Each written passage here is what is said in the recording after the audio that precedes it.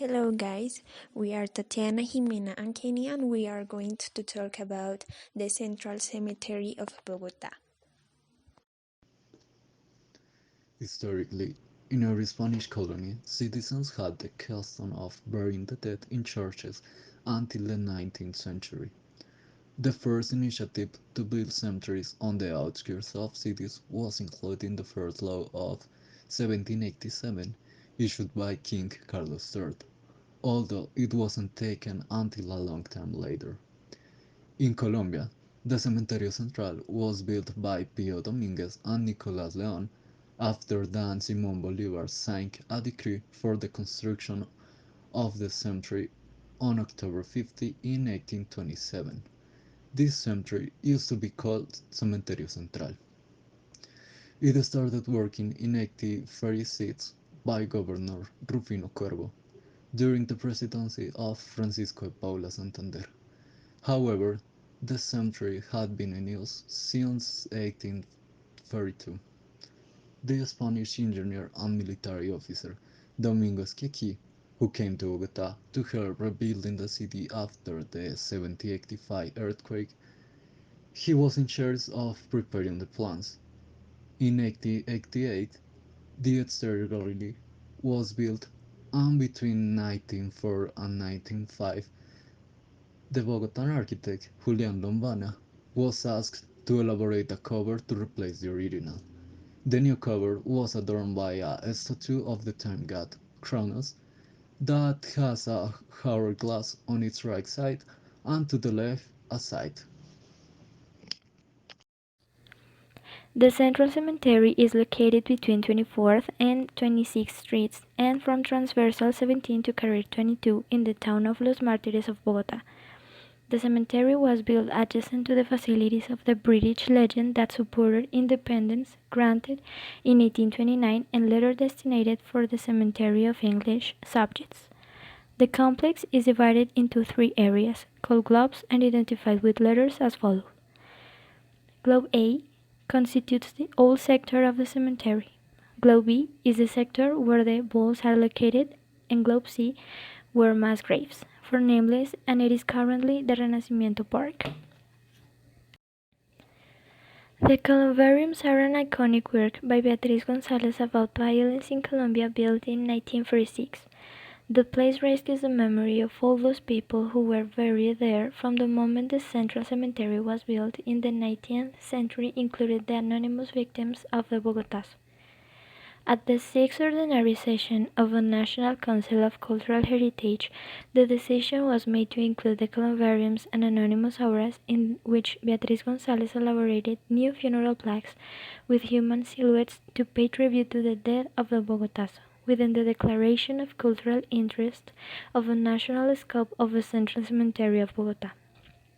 In the decision it was insisted that the architecture itself must be preserved and preserved with the work of the artist González, as an open public monument that invites reflection and contemplation.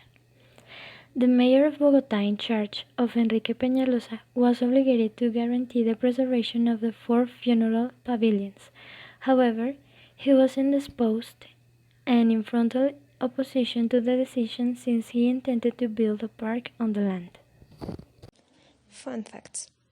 First, on Monday it's common to find people practicing rituals of exchanging favors because this day is considered the day of blessed souls deceased.